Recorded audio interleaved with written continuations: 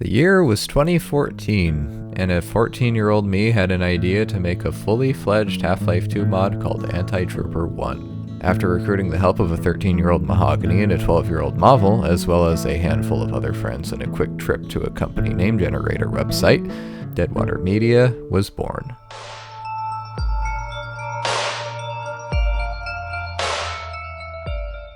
The plan was to teach myself how to use Hammer, Half-Life 2's map editor, have my friends assist with character story design and voice acting, and eventually teach them how to use the Hammer editor as well.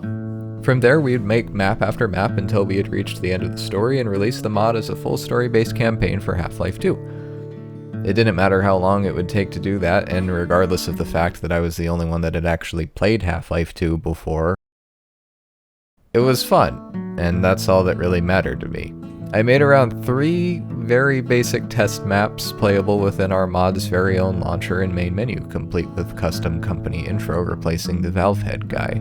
The first completely playable map I ever made that had an actual ending was called Black. It was meant to be a spooky test map where the player spawns in a big, dark, seemingly abandoned facility of some sort, being guided by a voice represented by red on-screen text, who is presumably the G-Man or some similar entity.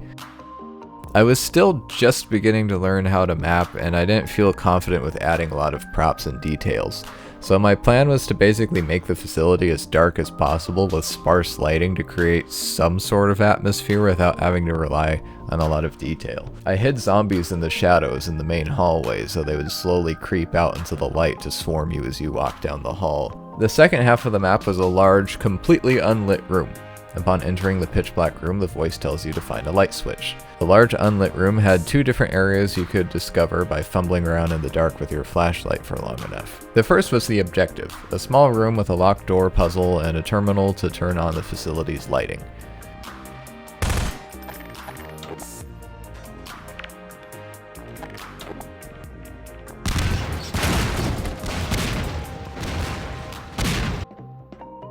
The second was a small shack-like thing in the corner with the body of a dead rebel, some graffiti, and an Easter egg message from the red text voice that hints at one of the plot points of the mod.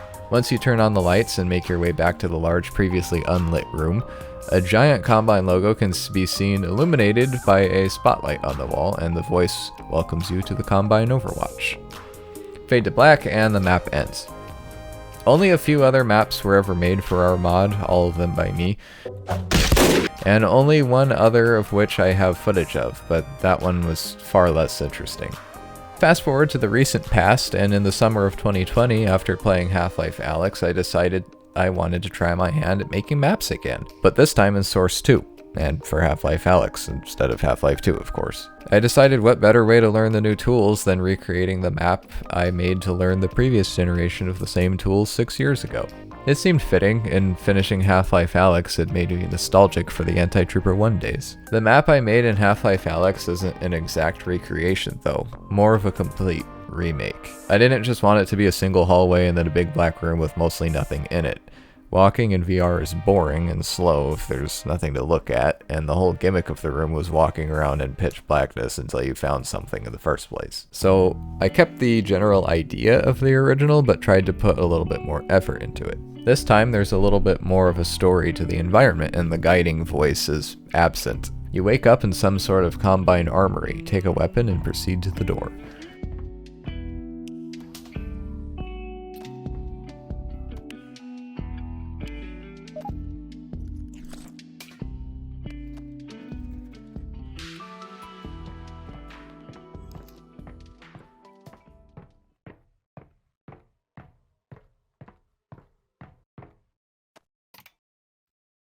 After opening the door to the main hallway, it's obvious this place was some sort of Combine facility, like the Vault or Citadel, before somehow being overrun by the infestation. In hindsight, I should have made that door a Combine sliding door instead of a normal-looking one, but it's a tad late for that. Other than the new environmental storytelling and props, the gameplay is very similar to the original.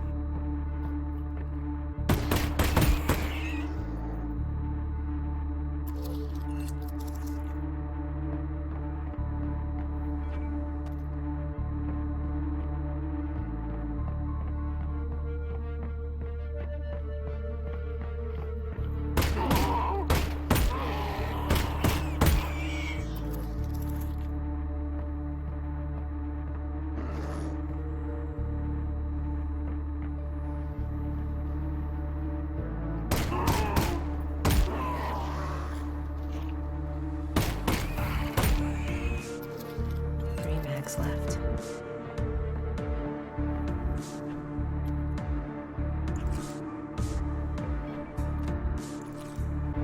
I also added an Easter egg that isn't very hidden over at the only working terminal in the hall. It has a button that, when pressed, plays the original theme song for Anti-Trooper 1.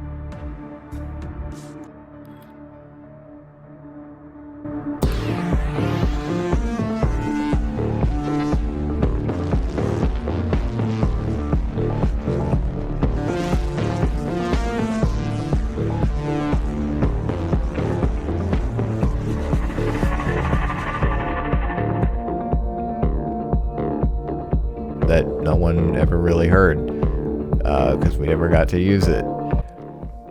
But it has a lot of memories associated with it, for me.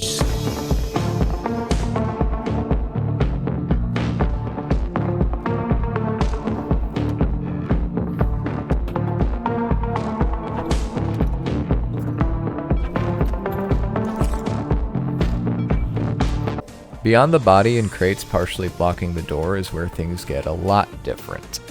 After solving the memory puzzle to open the door, you walk out into a huge bottomless Combine abyss with what I originally had planned to be sprawling with crisscrossing catwalks above and below you. There are still Combine personnel in the facility fighting the rampant Zen infestation and attempting to escape. Something happened during the chaos though, and one of the main catwalks has been partially destroyed. You kill the unaware Combine soldier at the edge of the broken catwalk, and it alerts the other Combine on two other catwalks, one below you and one in front and above you. It also starts playing a really cool Half-Life themed action track by Vandoria, link in description, if you're interested.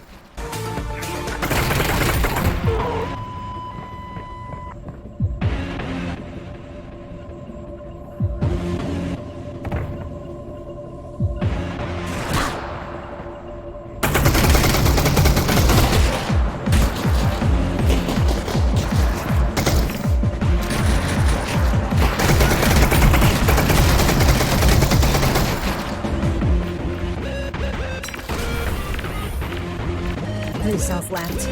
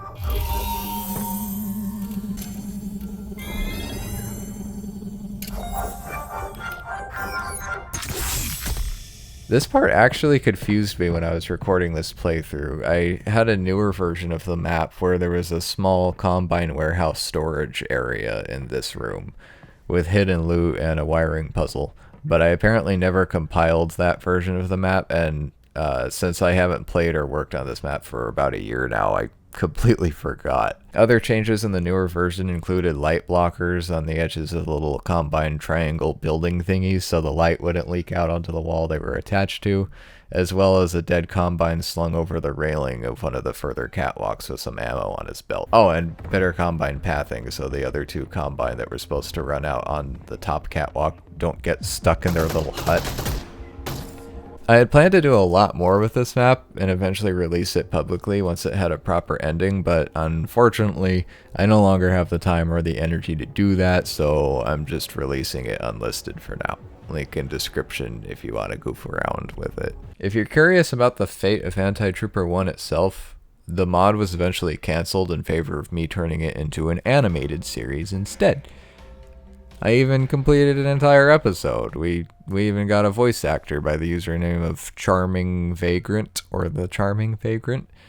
He recorded a decent amount of lines for the second episode, and we even got him on board as the voice of one of the main characters for the entire series.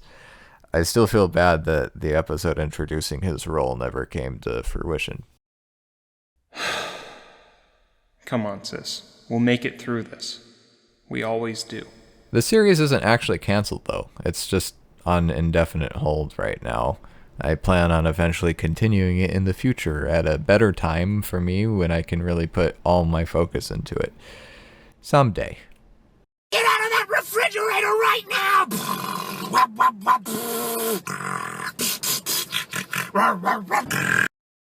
No!